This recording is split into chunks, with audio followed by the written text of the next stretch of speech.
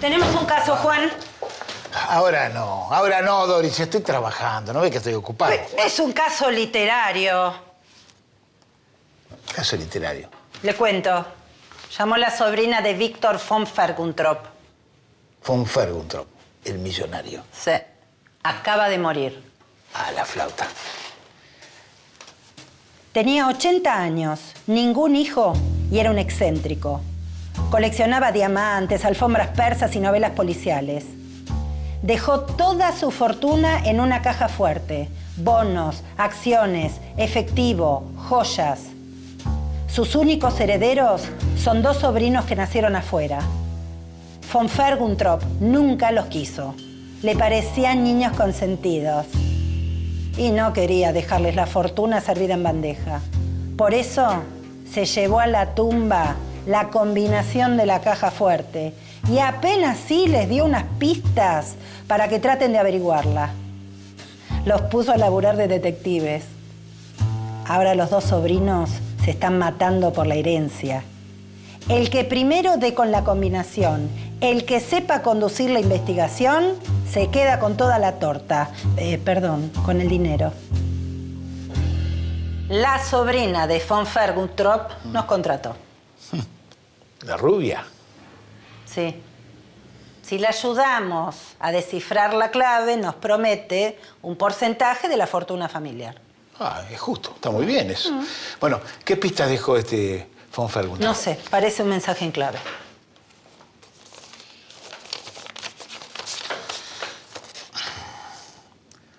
Para encontrar los 9 dígitos de la combinación, sigan los rastros de primos argentinos ahorcados en Palermo por Bermejo.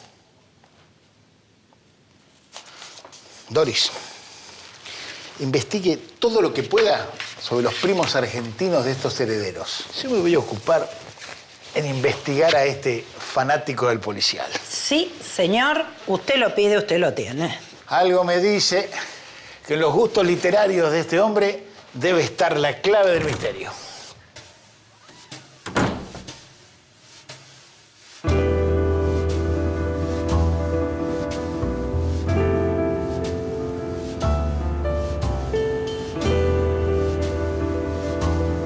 Víctor von Ferguntrop murió a los 80 años. Su juventud en los años 40 y 50 coincidió con la época de mayor auge del género policial en la Argentina, al menos en términos de producción y de consumo. Las colecciones de novelas policiales proliferaban. Séptimo Círculo, Serie Naranja, Club del Misterio, Evasión. Cada editorial tenía una colección de policiales. Se vendían tanto en las librerías como en los kioscos. Hoy solo se consiguen usados. Si no la mejor, la más popular era, sin dudas, la colección Rastros.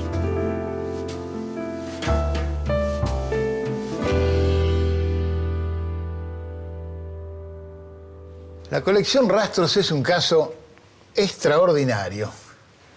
Publicada por una editorial muy popular en la Argentina, que fue editorial Acme, el primer número, esta biografía de Al Capone llamada Scarface, se publicó en 1944 y Rastros salió hasta el 77 con más de 600 títulos. Rastros, a diferencia del Séptimo Círculo, por ejemplo, publicaba sobre todo escritores norteamericanos contemporáneos. También publicó de todo, porque fueron 700 títulos, pero sobre todo norteamericanos contemporáneos. Y entre ellos, por primera vez publicó a Raymond Chandler, una colección de cuentos 5 asesinos, publicó Cosecha Roja de Dashiell Hammett y además numerosos autores argentinos. Hay 15 o 20 autores argentinos publicados entre los años 50, los años 60 y los años 70. Rastros fue absolutamente revolucionario para lo que era el mercado del policial en la Argentina de esos años.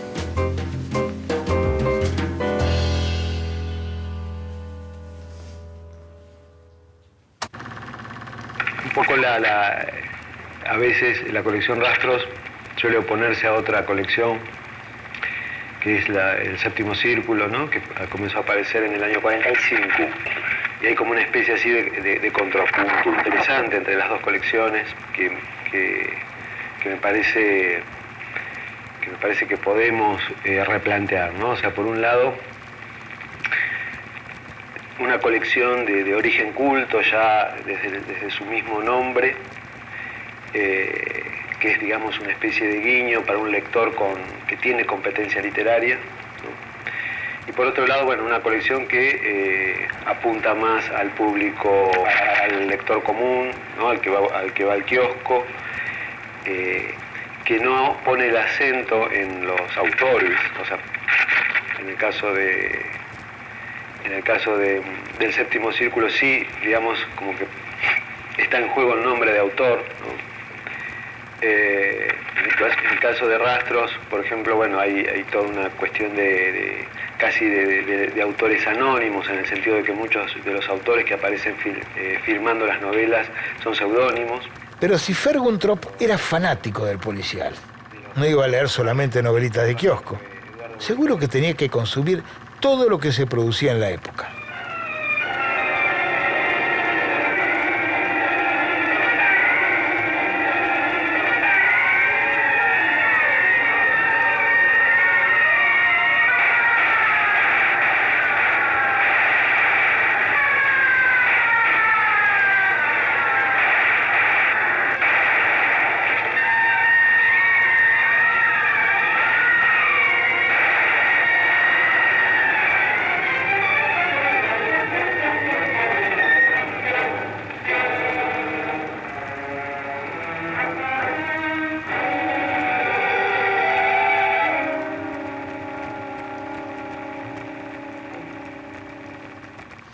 En aquellos años, el policial estaba en todas partes, no solo en las colecciones de libros.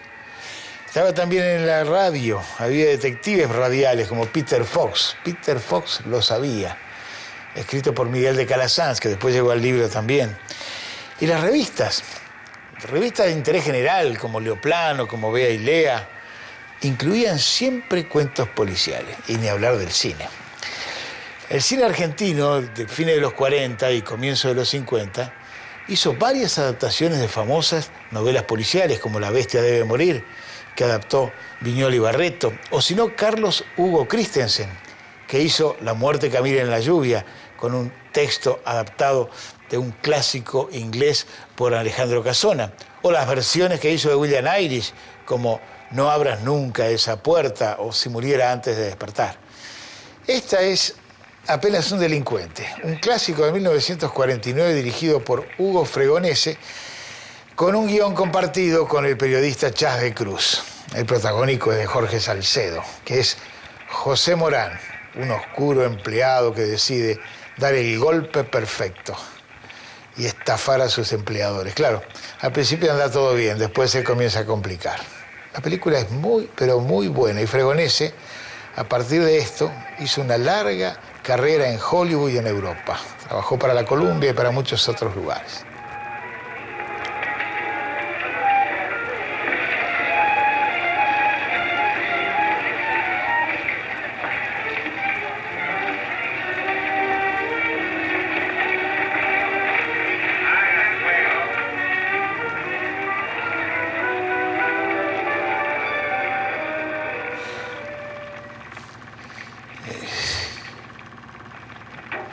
Sigan los rastros.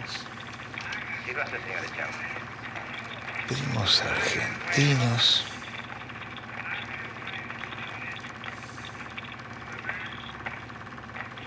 Ahorcados en Palermo.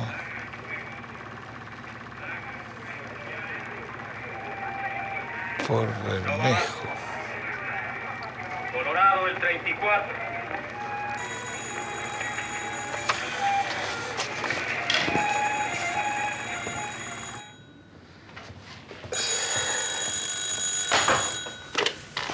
Hola. Vas mal por ahí. JL. Tenés razón. Doris no encontró ningún primo argentino. Tampoco hay ahorcados en Palermo. Y ese Bermejo me parece que no existe. Tal vez tenés que darle una vuelta. Sí, darle una vuelta al asunto, ¿no? Una vuelta al papel.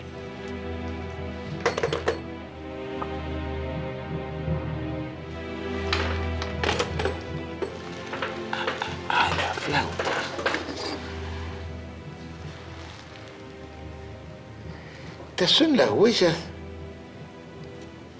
Es el logo de rastros. Esto es el logo de rastros. Son las huellas del logo de rastros. ¡Qué grande! Acá hay algo raro, pero ya sé a quién voy a consultar.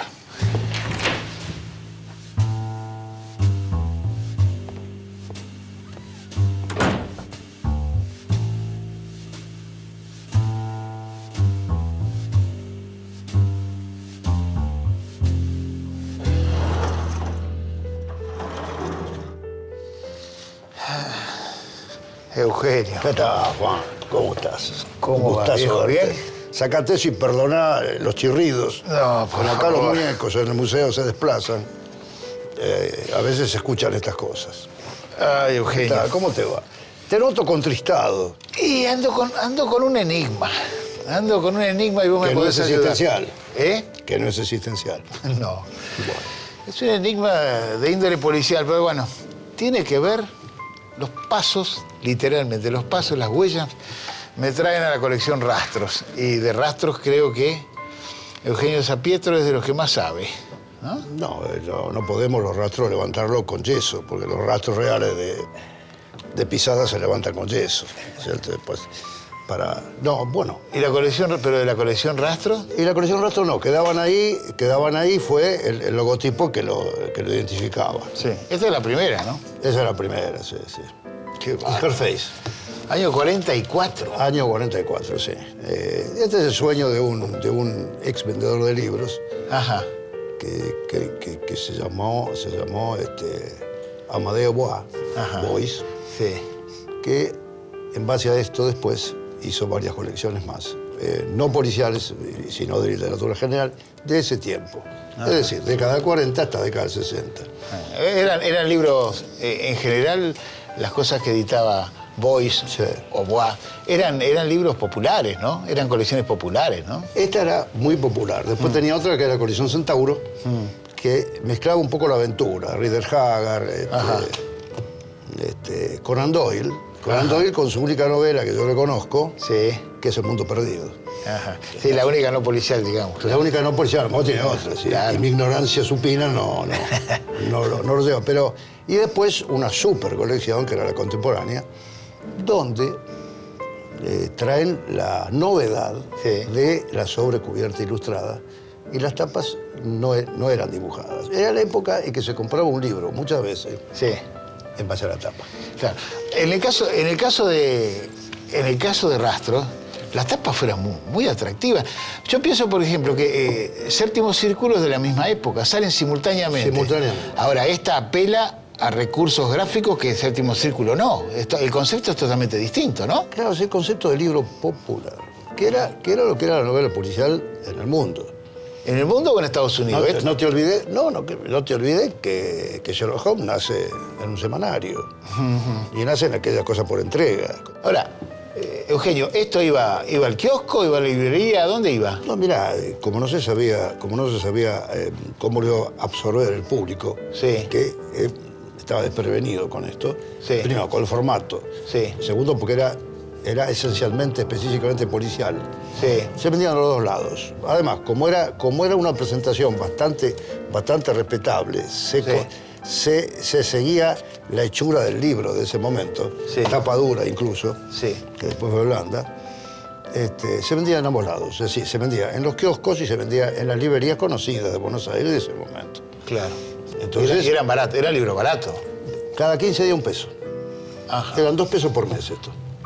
Ah, mira. $2 tenías 2 novelas de autores que vos desconocías, de una literatura policial que vos desconocías. O sea, que- eran que todos, uno yanquis, desconocía. todos yanquis nuevos en general. En general, En sí, mayoría. Sí. Y después se intercalaron argentinos también. Claro, y al principio también está Raffles, también hay algunos clásicos, pero no tanto. Bueno, la policial que tiene antes la novela Problema, que era la inglesa, y la novela de acción, que era la yankee. Claro, y- Acá conocimos la novela de acción. 6 años antes de Gallimard, que Gallimard le ponga serie negra al producto. Digamos que en Buenos Aires salió una colección de policiales 6 años antes en antes Francia. que en Francia Porque saliera la recién- serie noir de Gallimard. Claro. Gallimard recién empieza a publicar los autores americanos, Jim Thompson.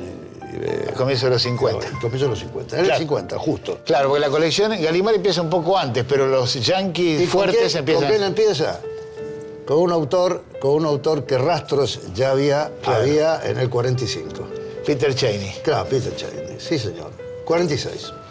Ahora, en tu caso particular, hay como, como tres prácticas o como tres vocaciones que convergen. Por un lado, fuiste consumidor, lector de todo este tipo de cosas. Por un lado eso. Desde los 12 años. Después te dedicaste en algún momento a escribir, pero mientras tanto, fuiste policía. Fue tan imbricada la cosa, una cosa en otra, que no tuve crisis de identidad ninguna. Creo que eran consubstanciales. Mientras vos leías, y no solamente esto, leías de todo lo que podías acceder. ¿Qué teníamos en aquel tiempo? No hay televisión. Había cine y leer. Nada más. Sí. Entonces, te ibas formando y tu carácter de policía, con todo lo que había que estudiar, levantamiento de rastros, policía científica, lo que era un interrogatorio, no con un palo, sino el interrogatorio. Claro, que era un poco lo que hacía la novela inglesa. Sí. ¿No es cierto? Es decir, largos interrogatorios hasta que alguien se pisaba, como se hacía antes. Sí. Había una contradicción y bueno, ahí estaba la cosa. La cuestión, Eugenio, que... Sí, acá vamos Sí, a... tengo esa referencia a Rastro en este enigma que tengo que resolver. Bueno, supongo que si el caballero, Sí. que se quería divertir antes de su transición Sí. a la muerte, Sí. era un poco también para burlarse de algo y para apelar a lo mejor algo que él había amado mucho, que era esta colección. Eugenio, voy a ir por ahí. Si eso te sirve, bárbaro. Y Seguro. lo tomaremos una bruta ginebra doble. Totalmente. Gracias, Eugenio.